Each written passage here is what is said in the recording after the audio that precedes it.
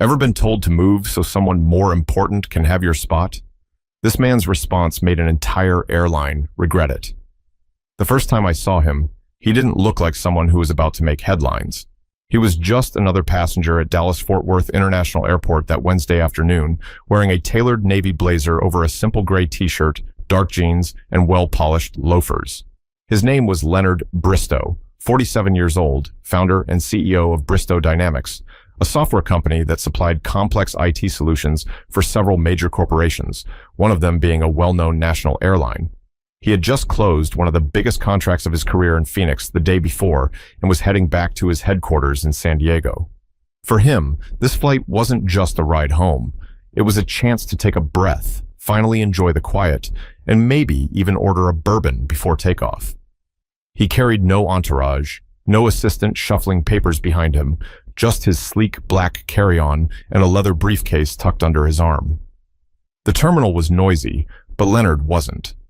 He had a way of moving through spaces without drawing unnecessary attention, something he'd learned early in his career when people often underestimated him before realizing who he was. A few travelers gave him casual glances, the kind people give strangers they think they might recognize from somewhere but aren't quite sure. When boarding was called for first class, Leonard was among the first to stand.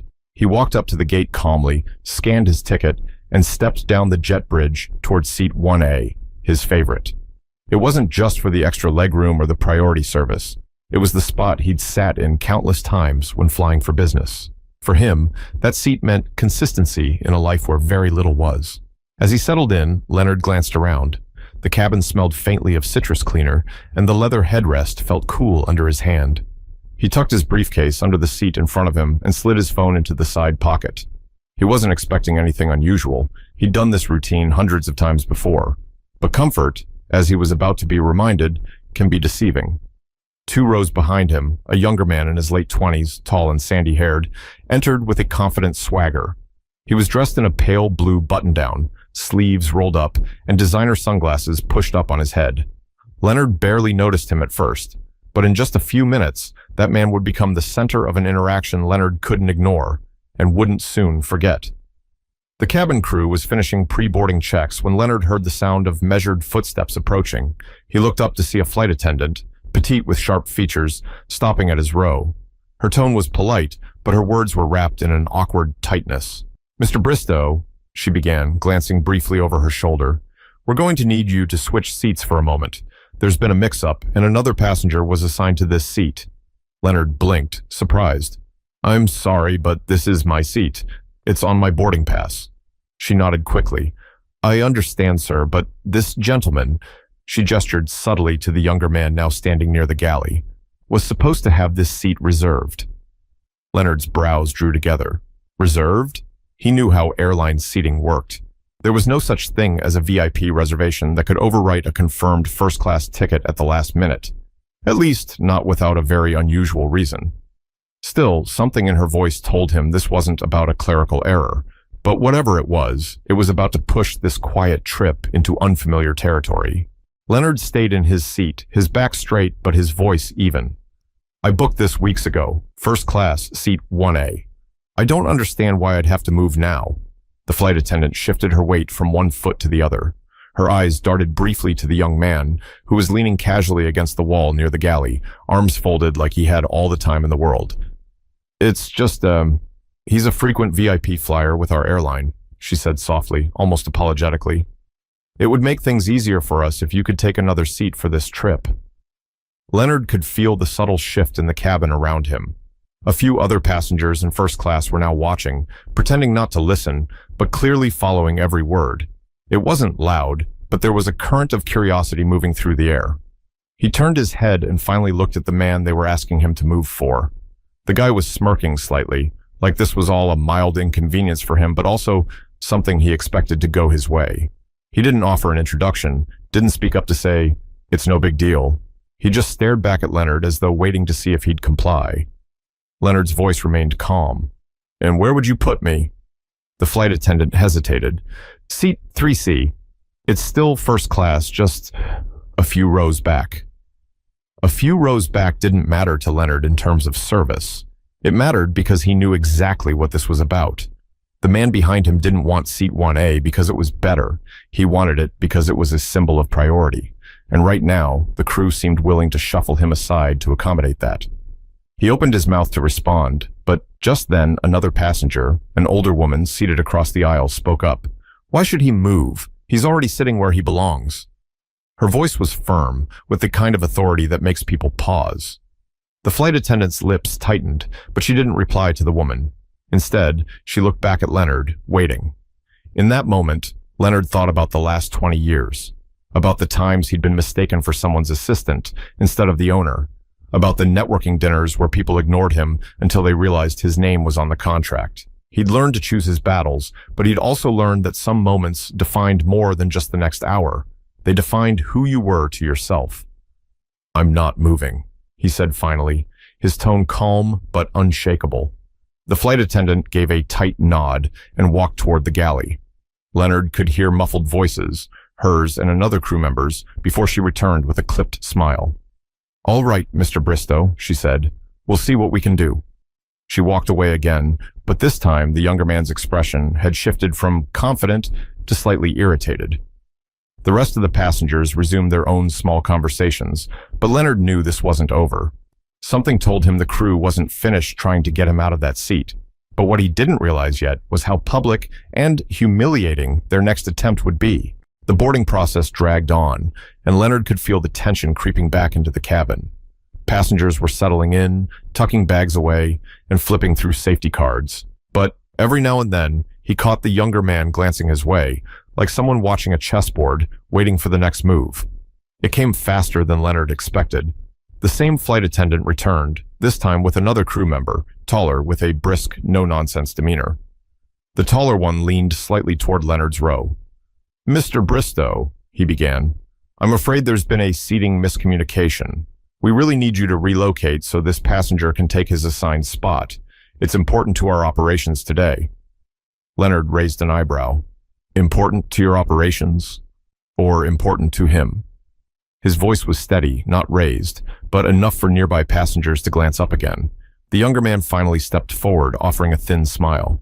Listen, man, I fly with this airline every week. Seat 1A is my spot. It's nothing personal. Leonard turned to him. Nothing personal is exactly what it becomes when you expect someone else to give up a seat they paid for just because you want it. The air between them thickened. The flight attendant interjected quickly.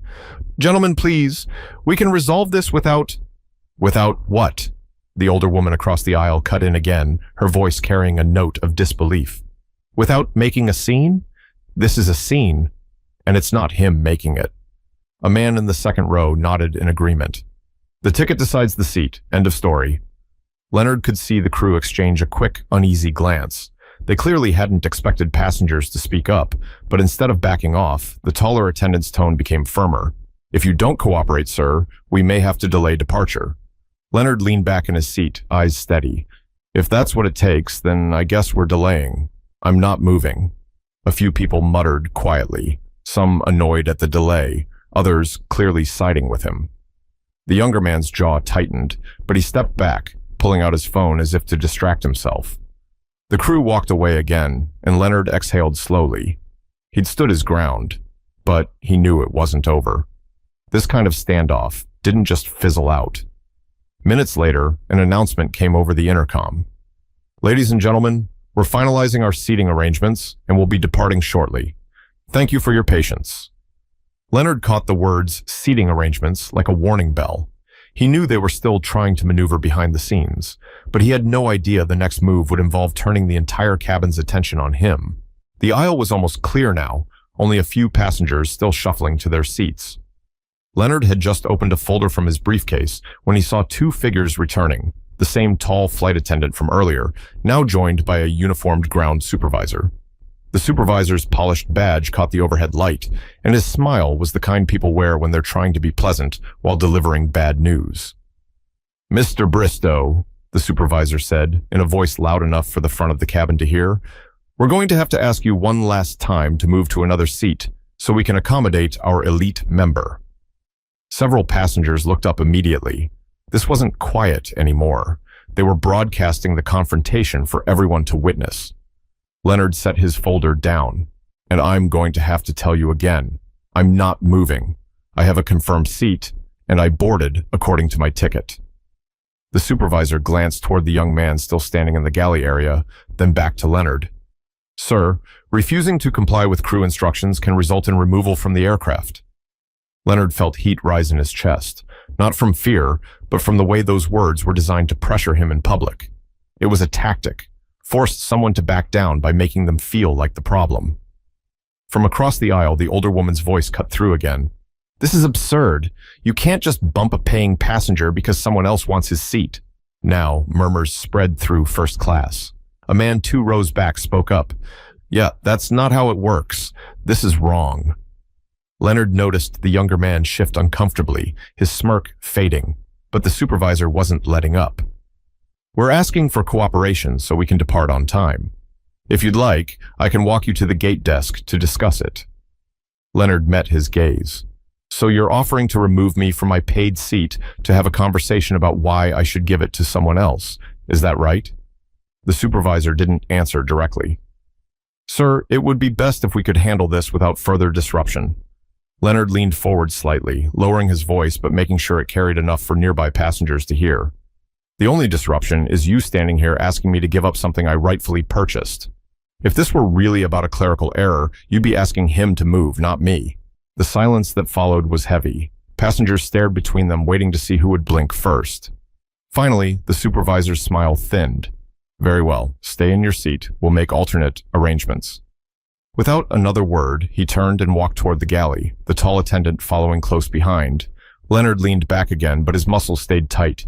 He could feel every glance in the cabin, some supportive, some curious, some irritated that the flight was taking longer to push back. For the rest of taxiing and takeoff, he kept his focus out the window, not on the man sitting just a few rows back who clearly didn't get what he wanted. But Leonard also didn't realize how deep the sting would run after the flight, and how quickly that quiet anger would harden into something much bigger. The plane touched down in San Diego just after sunset. Leonard waited for the crowd to thin before grabbing his carry-on from the overhead bin. The younger man avoided eye contact as Leonard stepped into the aisle. He could feel the older woman across the aisle giving him a small nod, her way of saying, "You did the right thing." But the right thing didn't feel good right now. The encounter had left a mark, not just because of what happened, but because of how it happened. Publicly, deliberately, and with the assumption that he would bend. Walking through the terminal, Leonard replayed every moment. The way the flight attendant had avoided looking him directly in the eye when she first asked him to move. The thinly veiled, important to our operations excuse. The smirk on the younger man's face. The supervisor's public threat to remove him from the plane. It all stacked up like evidence in a case he hadn't asked to fight. By the time he stepped into his black sedan outside the airport, the city lights were blinking across the bay. His driver, a middle-aged man with a warm smile, asked if the flight had gone smoothly. Leonard just said, "We made it," and left it at that. At home, he dropped his briefcase on the kitchen island and poured himself a glass of water. His phone was already buzzing with emails from his executive team about the Phoenix deal. Normally, that would have lifted his mood. Tonight, it didn't. Instead, he sat in the quiet kitchen, staring at the glass in his hand. He thought about how many times in his career he'd brushed off similar moments in the name of keeping the peace. But this time, the sting wasn't fading. It was sharpening. The airline didn't know that Bristow Dynamics wasn't just another vendor. They were a key supplier of the airline's internal software systems. Everything from scheduling to maintenance logs ran through platforms his company designed. And with the Phoenix deal wrapped, his schedule for the next few days was unusually open. He picked up his phone and called his COO, Trevor, who answered on the second ring. "You're still at the office?" Leonard asked. "Yeah, just finishing up the Phoenix reports. What's up?" Leonard's tone was calm, almost casual. "I need you to pull up the contracts we have with Western Horizons Airlines. I want the full scope, terms, renewal dates, everything." Trevor paused. "Sure, but why?" "I'll explain tomorrow," Leonard said. "Let's meet first thing." After hanging up, Leonard leaned back in his chair. For the first time that evening, his thoughts weren't just circling around what happened, they were moving toward what could happen next. But the plan forming in his mind wasn't about revenge for one bad flight. It was about making sure the people who thought they could treat him like that learned exactly who they were dealing with. Leonard arrived at the office earlier than usual. The San Diego skyline was still tinted with the soft gold of sunrise as he stepped into the glass front building that housed Bristow Dynamics headquarters. The security guard greeted him warmly, and Leonard returned the nod, his mind already locked on what he was about to set in motion. Trevor was waiting in the conference room with a stack of printed documents and his laptop open.